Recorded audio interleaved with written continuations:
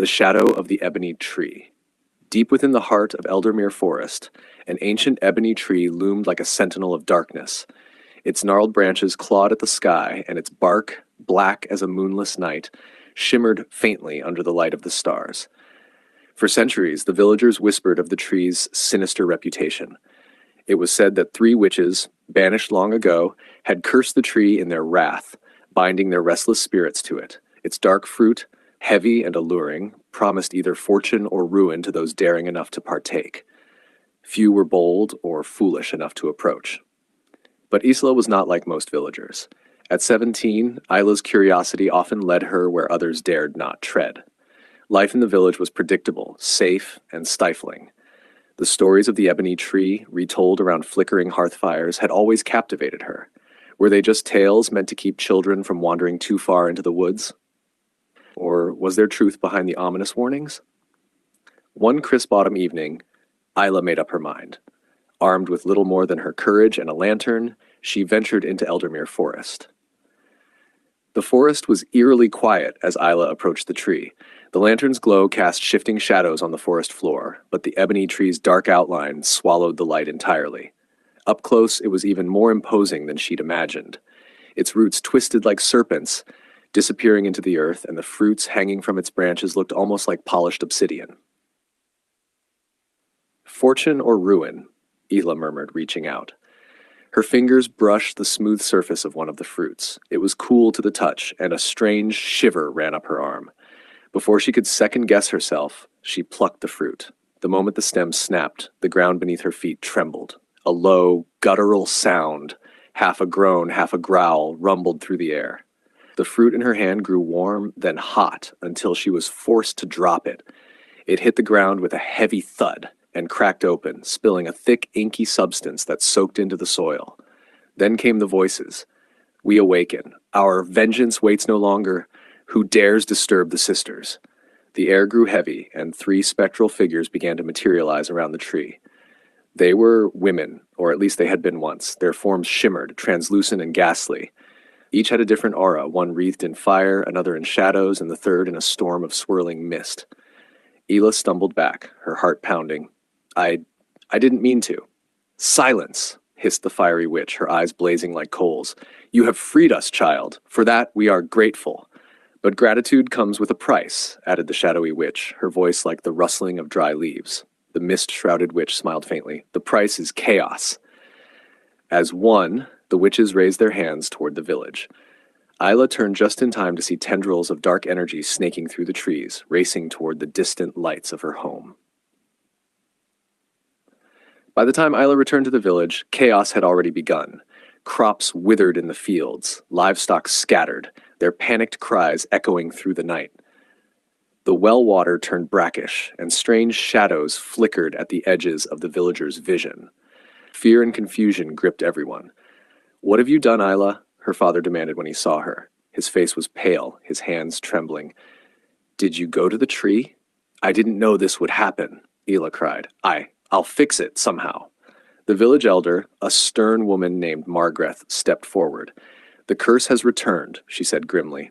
"It was bound to happen eventually. The witch's anger was never truly quenched." "Why were they banished?" Isla asked. "What did they do to deserve it?" Margaret hesitated, her gaze shifting to the ground. "It is a story few wish to speak of, but if you mean to undo what you've unleashed, you must learn the truth. Visit the archives in the chapel. The answers you seek may lie there." The chapel's archives were dusty and disorganized, but Isla combed through the records with determination. Finally, she found an account of the witch's exile. Centuries ago, the 3 sisters, Honora, Calith, and Cyrene, had been healers and seers, beloved by the village. They used their magic to aid the sick, bless the harvest, and protect Eldermere from harm. But their power frightened some. When a harsh winter brought famine and disease, the villagers turned against the sisters, blaming them for the misfortune. Accused of witchcraft and malice, the sisters were driven into the forest. Before they left, Honora swore vengeance.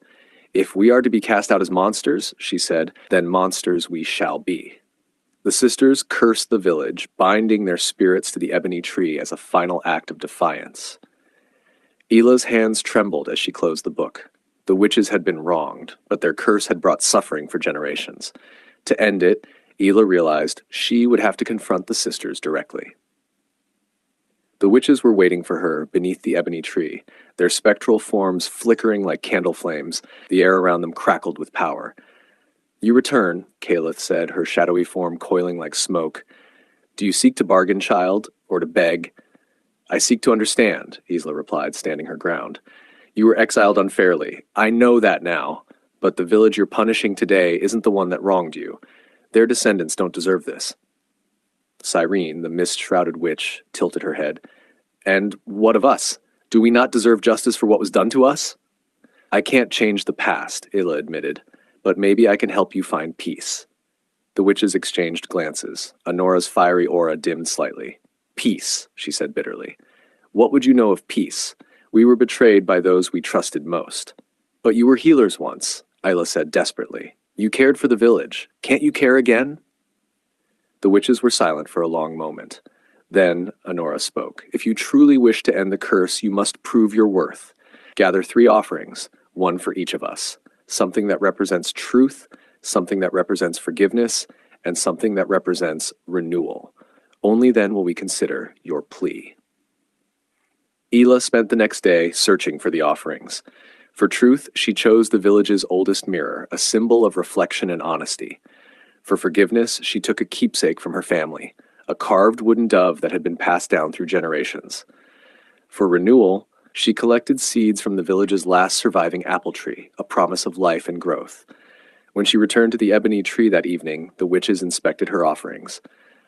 "A mirror for truth," Caliph murmured, gazing into its surface. "It shows us the pain we have wrought." "A dove for forgiveness," Serene said softly, cradling the keepsake. "A fragile hope, but a worthy one." "Seeds for renewal," Honora said, holding them in her spectral hand. "A chance to begin anew." The witches turned to Ela, their expressions unreadable. Finally, Honora spoke. "You have shown us that not all who follow are like those who came before. Perhaps there is still a place for us in this world." With a wave of her hand, Honora dissolved the tendrils of dark energy that had gripped the village. The air grew lighter, the shadows receded, and the crops in the fields began to revive. The witches' forms began to fade as well. "Wait!" Ela cried. "What happens now?" "We go to rest," Cyrene said with a faint smile. "Thanks to you, our spirits can finally be at peace." As the witches vanished, the ebony tree began to change. Its black bark lightened, and its twisted branches straightened. The dark fruit fell away, replaced by blossoms of pure white.